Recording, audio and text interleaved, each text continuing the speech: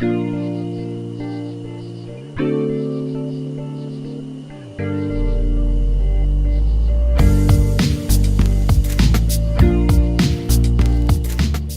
good morning guys. Good morning. This is Henry, owner of Boostedclique. Transporter. JJ. And my name is Arlen, owner of Jenspeed again.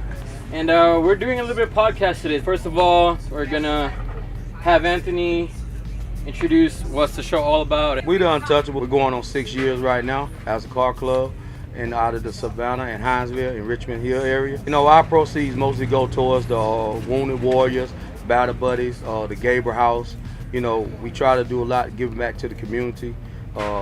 We even adopted a street in Hinesville where we clean on a regular basis and stuff. It's a car show to try to have fun, you know, just bring all the car enthusiasts back out. You know, it ain't about racing, but yeah, that's what you like to do. Hey, we could set that up too, but we mostly about, this is what I'm saying, showing off your car, showing off your hard work. You said how many years? It's going on 6 years now. How'd you keep that 6 years stabilized? Well, it's all about how you start your club, who you started with. When you started with a solid foundation, it's gonna stay solid, you know. So can you explain to the audience, especially the young ones, what is a solid foundation of starting a team?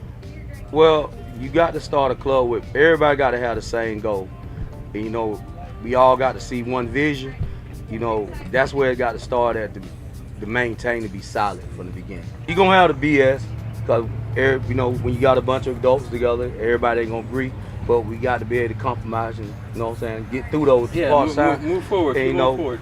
You got to have strong leaders in front of you too. Right. That's the main thing. And right. It's all about this, you know what I'm saying, you got to build a family first, and then the club comes second. And when you say family, a lot of people, especially different cultures, are like, oh, that's just family, but they don't care about me. So how do you tackle that problem?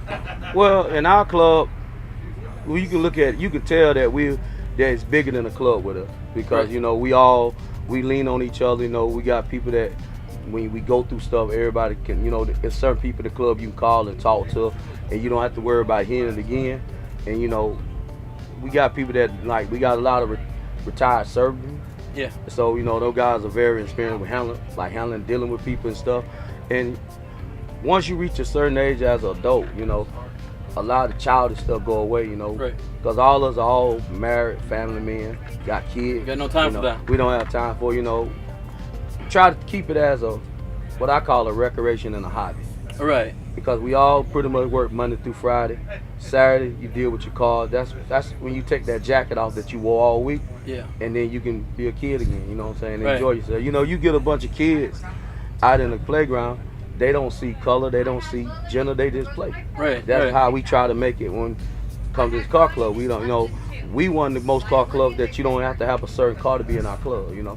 As long as you're doing something to the car and you're presenting the car to make it be, you know, suitable for a show, Right. you know, you're more than welcome. You know, we got our, what we call a 90-day till maybe 5 or 6 months of prospect, and then, you know, you go through your, probate, and then you go through your prospect period. Then Right. we cross you over, bring you on to the family. But that's more for us to just observe you and like see how you do. And see if this really what you want. Cause a lot of people say I want to be in the car club because they come to a show, they see it, and then okay, yeah, I want to be part of that. But then when they see what come with it, mind's trying to kind of change a little bit on it. You know what I'm saying? Yeah. You know, cause it take a little time. It take a little time to do it. Well, sir, thank you for your time. All right. All right, boss. All right. Thank you. All right, good talking to y'all guys, man. Y'all have a good day. And I hope y'all enjoy the show. Henry, owner of Boostedclique. We have our teammate over here for the Boostedclique as well. You're in a different team before. What made you join Boostedclique? A lot of the family aspect for sure. Untouchables was just talking about. So I was gone for a while, and then like upon moving back, like we were really close beforehand. Did stuff like he was saying outside of the car community. Birthday parties, kids' birthday parties, baby showers, cookouts, like all that kind of stuff. And then upon moving back, it was like nothing going on. Maybe like a show every once in a blue moon, but other than that, it was just like I honestly felt like riding around with a banner and not not doing anything. You know, nobody participates in anything. It just didn't feel like a family anymore upon moving back. So you have like members who wants to run the team? Higher than that. So there is like local members that are put in leadership positions, but then there's like higher leadership. My question for you then is, how long you been doing this? How long has been Boostedclique? 15. I moved here 2015. Evos and STI. That's how we started. All-wheel drive, and then we just named it because it's a group of friends. So we name it Clique, right? And then when we look at it, there's a lot of Clique type of clubs, right? There's always having that problem. Like, how do you solve that? How do you? See, the thing is that, like, they only join when it's hype. yeah, for 9 years, I've been handling Boostedclique myself, right? There's some point within the years that members wanna take the role. You're the owner, you kinda wanna relax, so you could relax, you know, and then let these people handle it and distribute the the responsibility. So they make you feel like, oh, don't do it, we got this, kind of like that. So that's what happened, right? So I kind of like give up my position. But deep down, they didn't like how the club was being ran, which is why they were trying to. I don't know. Or they were wanting to make changes. Yes, somehow. in some way make changes, and also I'm a type of person that if my personal name, Henry Dexter, or the club Boostedclique, because in the end of the day, it's my reputation, my name, and the club's name's pretty much attached to my name, right? So I'm a type of person, if somebody talk shit about it, or ran about it, or just, I feel like belittled, I'm a type of person that either I approach that, if you're online, I approach you online. If I see you in the person, I approach you in person. I'm that type of person, right? Like, I don't give a fuck if I'm small, or you know what I'm saying, like, because I feel disrespected, and all I want is really for the car community is, you know, respect, because I give you respect. I never took shit to anybody. The problem was when I give that position, I thought it's gonna, you know, go way better than how I handle it, right? I feel like it went the other way around.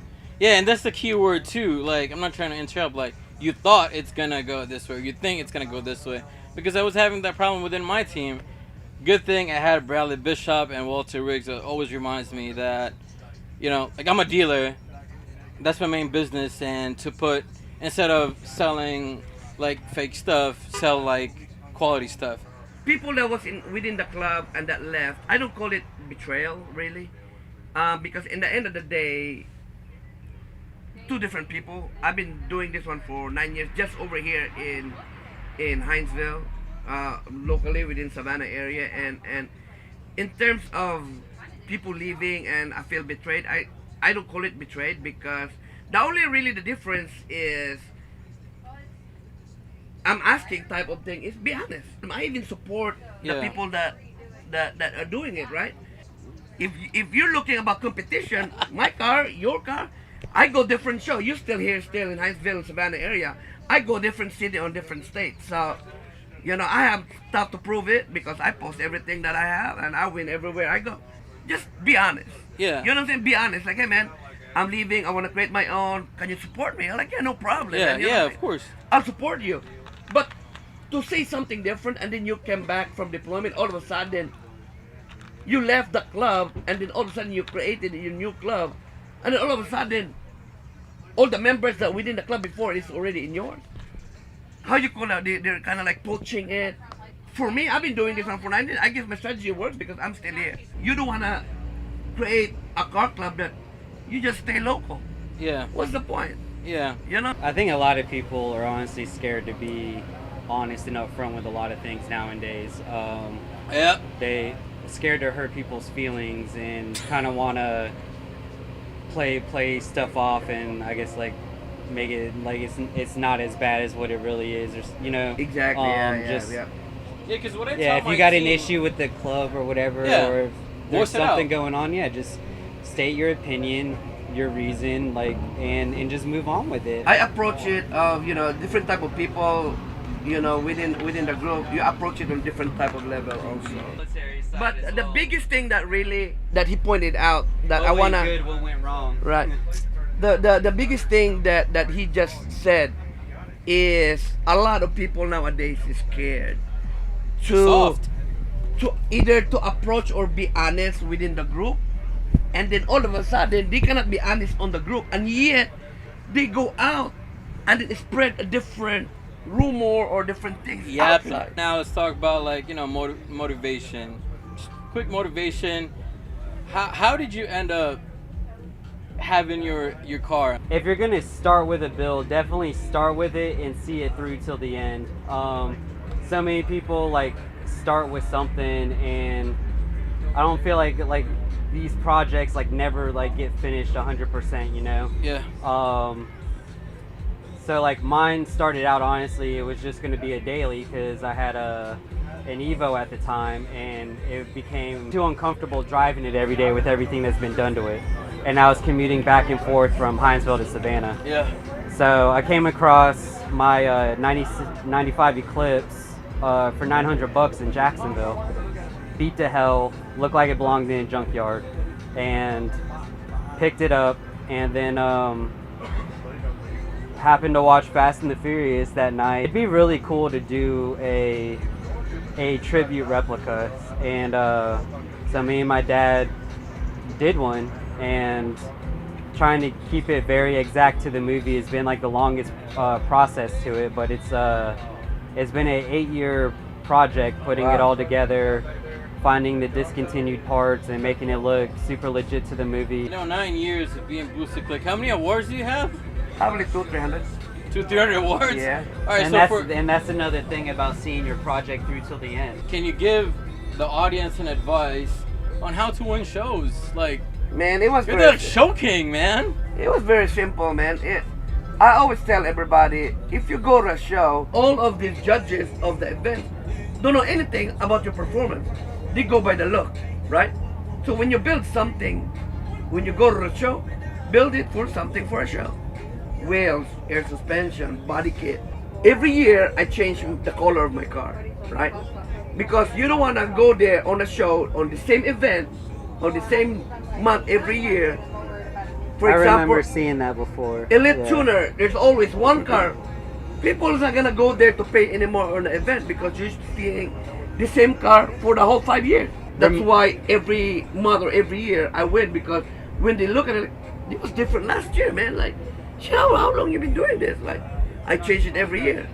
But we have to enjoy the show now. If they want to reach out to you, how can they reach out to you, JJ? JJ is Asian at Instagram. Instagram. What about you? Henry GTR_69 for my personal Instagram, and Boostedclique right here. It's everywhere anyway, so you guys know already. And if you guys want to buy Hot Wheels and anything GTR or Whatever Hot Wheels, man. I'm the Hot Wheels plug. yeah, there's a Hot Wheel plug right here. And once again, I'm Arlen Casito. I'm the owner for Jenspeed. You can contact me on my website, Jenspeed WRX on Instagram, or team_Jenspeed on Instagram for quality parts only.